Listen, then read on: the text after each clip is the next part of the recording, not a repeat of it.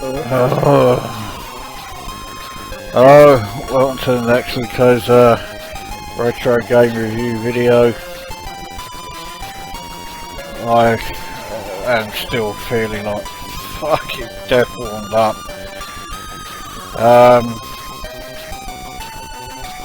Anyway, right, this is One Man and His Droid, which was released by Mastertronic in 1985.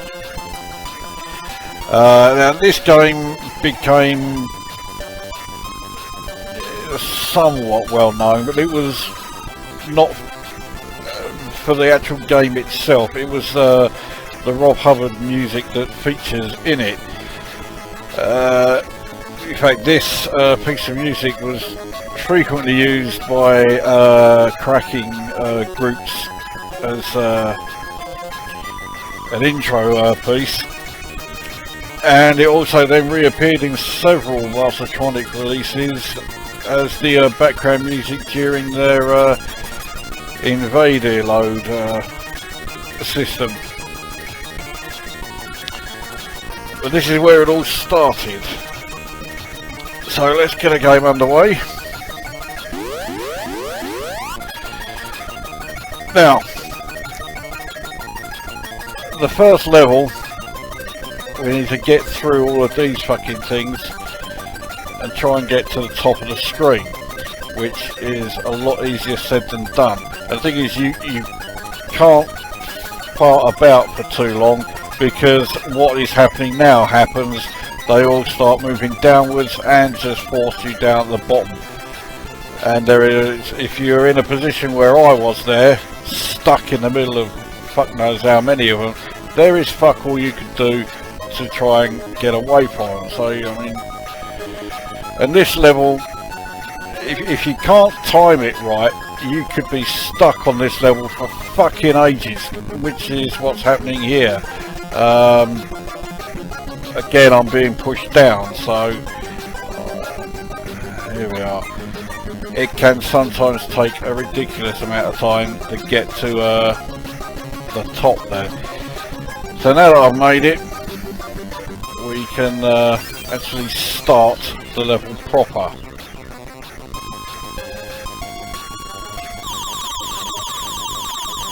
So now the full idea of the game is to get these rambots, as they are called, into the holder, and in order the way to do that is you have to guide them through the maze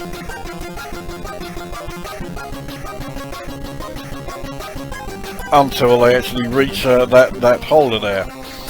Now, if you look down the left hand side, you will see 7 of the rambots. There are 7 of them on each level, and it asks you to get them through to the holder in the order that they appear on that list. Frankly, you can fucking forget about that. You're not going to do it. Now, your droid does have a couple of additional abilities. It can lower itself into the ground like so that then, if a rambot then appears, you can trap it so that it can't get away. The other ability it has is this one, which goes straight through the walls. The problem with that one is if you do it in the wrong place, one rambot's just fallen into the hole, which is fine. That's where the holder is. But yeah, if you create that hole in the wrong place, then trying to get these rambots to actually appear there, appear where you want them to be, is a bit of a fucking thankless task. And I've already done it. I've already fucked it up by having this gap here. They won't go up that gap, up this step here. So although I've got this hole dug, it's pretty pointless. I'll say the other problem is, well, it asking you to, oh, bollocks, I didn't want to push him down. Right, so there's another one that's in. That one's actually in the right order, but that was pure luck. You get a bonus for it, and also,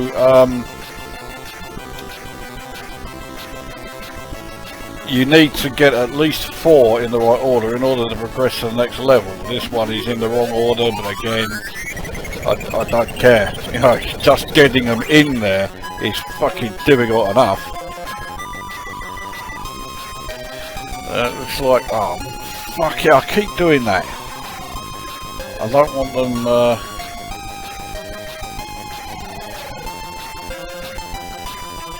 well, I do want them to come up here, but I'll keep them fucking nudging them straight back down the gap again. So let's, they're all around here.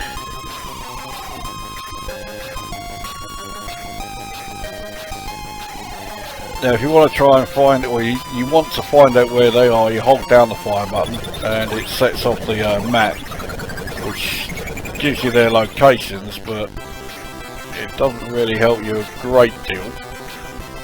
So that one's gone over here, he must have gone up here, in which case if I just wait here, yeah, he's gone into the holder.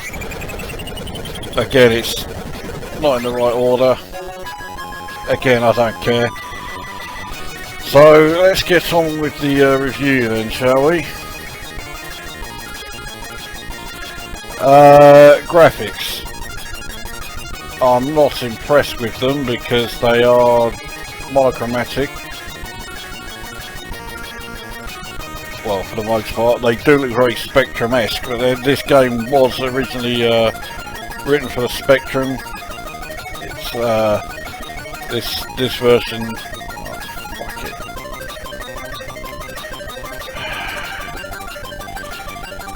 No, I don't want to open that hole there because otherwise they'll just keep escaping again.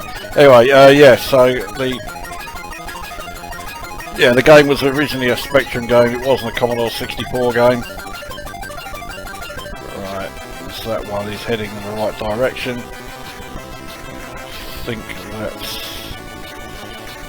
yeah, right. Now we just need to... there we go, it sounds like he's gone in. Yeah, he has. Again, wrong order. Right, there's only 2 left for me to do, and they are the wrong ones, so... but fuck it, as long as I've completed a fucking level, I don't care.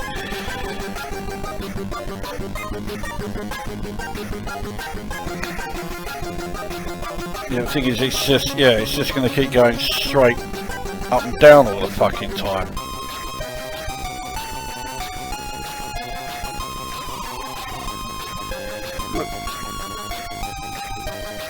Yeah, and now it's, oh, for fuck's sake. Anyway, so yeah, graphically it's very bland because, so they're very Spectrum-esque. There's nothing, you know, no attempt to make it look like a Commodore 64 game. Audio, I mean, yeah, the Rob Hubbard tune is great, but unfortunately there is a hell of a lot of, you know, whenever the sound effects play, the tune is interrupted. I'm going to have to try this.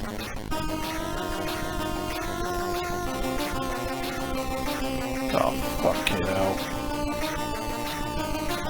Okay, let's try it. Let's try this.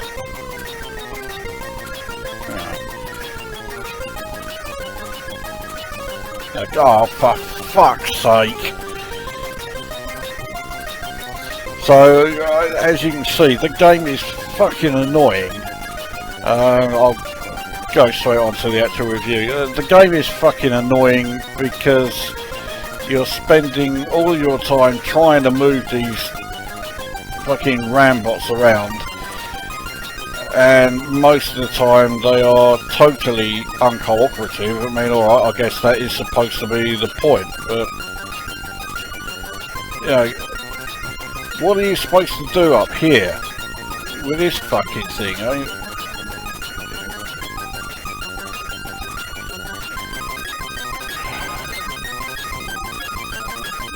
Right, well, okay, they've gone up now, but gone up to where?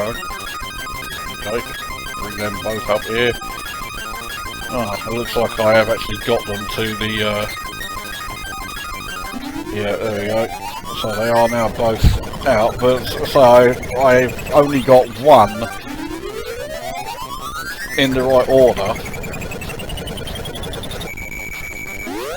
So it's not going to take me up to the next level. Yeah, see, I've got to do level 1 again, which means I've now got to do this fucking annoying part here again. To, you know, just to get to... Oh, I'm fucking stuck here now, I can't back here. Yeah. So the game is fucking annoying from start to finish. You know, whether it's trying to get through that part there or actually playing the game proper. So again, 4 or more must be in the correct order in order to enter the next level. Again, it's completely random as to whether or not they are going to appear. Well, neither of those two are the ones I want. If you are going to try and do them in order, you are going to be here a fucking long time. I've just seen there the one I need to get. There you go. But then it goes the other fucking way.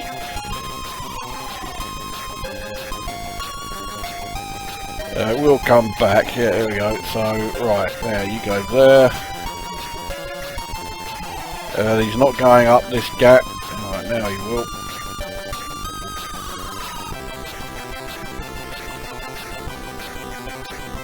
But I think there's another gap around here which... Oh, fuck's sake. No, there isn't another gap there. Right, so I've got to wait for it to bugger off and then drill through the bloody wall again.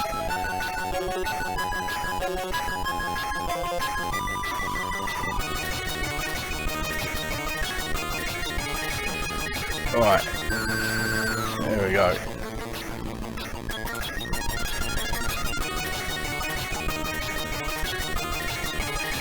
Right, so that one is there in the right order. Yeah, that was blind luck. So now I've got to find that blue one. So it's a combination of you know, arcade game and puzzle game. The blue one I need is back round here. Now where's he fucked off to? There. He's gone up here again.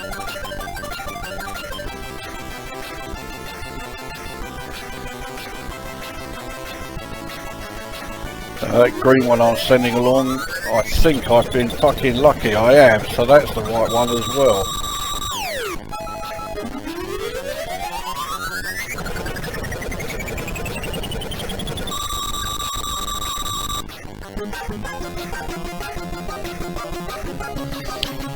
So yeah, it's a combination of puzzle game and arcade game, but it's one of those games that just irritates you because there is so much luck involved and it really isn't much fun to play, to put it mildly. Where the fuck has that gone? Has it gone up here?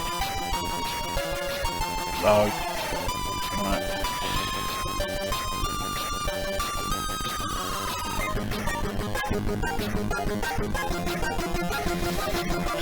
Yeah, now I think the wrong one is, oh no, there we go, he's gone in. It looks like I may get them all in the right order. I've got the 4 I need, and now it's 5.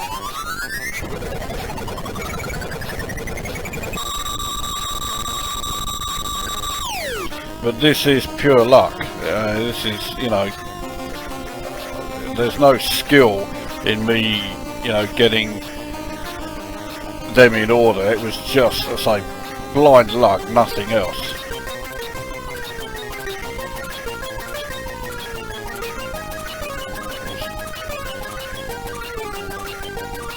If he comes down here now, surely he's got to then go. So my time is now getting very, very low because it wasn't reset once I have you gone up here? Yes. Oh, fuck it.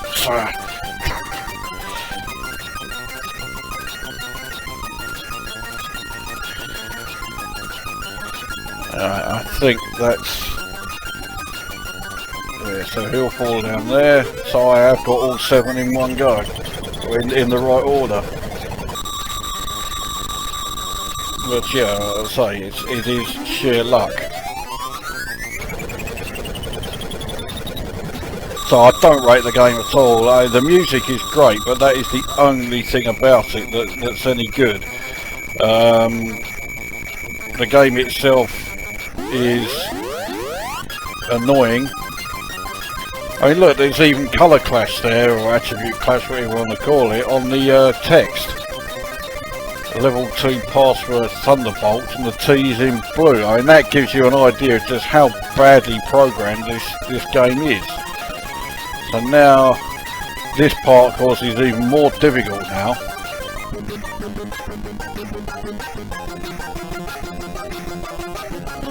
Oh, I just about managed to get through there. But now on the title page I can enter that password and, you know,